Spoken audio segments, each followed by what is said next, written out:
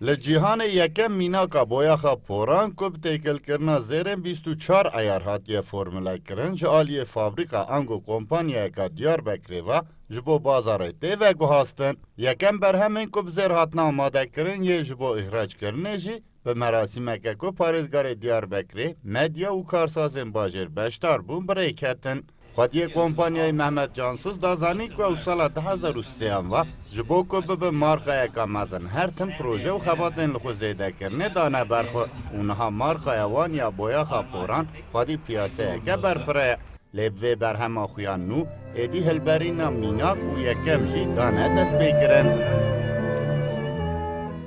2003 yılında kurulan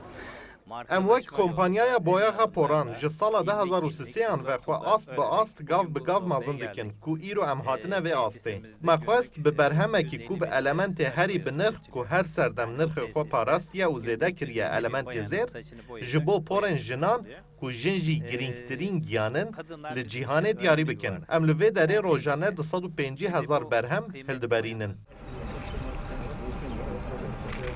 پارێزگارê Diyarbekirê Munîr Qaraloğlu ragihand ku pişesazî û hilberîn pêk wajî derfetên kar li Diyarbekirê zêde dibin û ew jî bi piştgiriya Serokkomarê Tirkiye Recep Tayyip Erdoganî bi kêfxweşî piştgiriya projeyên bi vî rengî dikin. Rêvebirina Argeya Kompanyayê Mîne Mustafaoğlu jî neh sala kul vê kompanyayê kar dike û tîne ziman ku dema behsa bi têkilkirina zêr çêkirina boyaxê hatiye kirin ew gelek helecanî bûye û piştî ku lêkolînan li laboratuwarên xwekirine û encamên baş û tendurist bi dest xistine dest bi hilberîna vê berhemê kirine. Ben yaklaşık 9 senedir buradayım. Zaten از نه سالک گلوی سازیه ما او جخوا مجبو باشکرین او به پیشخستنا کار او برهمان خبات او هولان داده. لدما کو بحثا بزیر چیکرنا برهمان هات گرن براستی کلجانی بوم او ایدی ام برهمان کو بزیر چیدکن جبو بازارا ترکیه او سهولاتین دن و دگو هزن.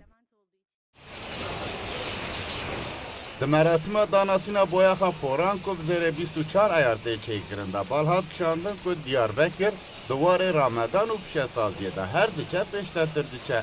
û dê xebatê ji bo ku ev pêşketin berdewam bin jî bidomin. Sidik Eren, Kurdistan 24, Diyarbekir.